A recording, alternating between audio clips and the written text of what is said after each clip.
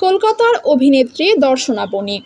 তিনি ২ বছর আগে বাংলাদেশের চিত্রনায়ক শাকিব খানের সঙ্গে অন্তরাত্মা সিনেমায় অভিনয় করেছিলেন। সিনেমাটি এখনও মুক্তি পায়নি। এর মধ্যেই এবার তিনি নাম লিখিয়েছেন নাটক ইতিবৃত্ততে। নাটকে তার সঙ্গে জুটি হয়েছেন ইয়াশ রোহান। নাটকের গল্প শোনার পরই দর্শনা এক বাক্যে রাজি হয়ে যান। তিনি নিজেও বাংলা নাটকের ভক্ত। বাংলাদেশের নাটকগুলো কলকাতায় খুবই জনপ্রিয়।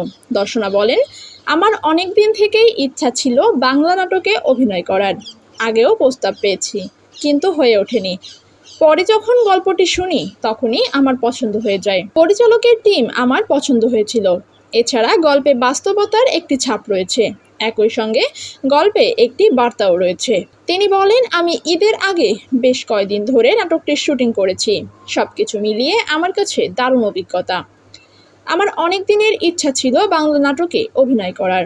ব্যাটে বলে মিলে গেলে নাটকে আরও অভিনয় করতে চাই, কিন্তু বেশি না, একটি করার ইচ্ছা ছিল, করেছি। আমি এক্সপ্লোর করতে ভালোবাসি। ভালো গল্প পেলে অভিনয় করতে পারি।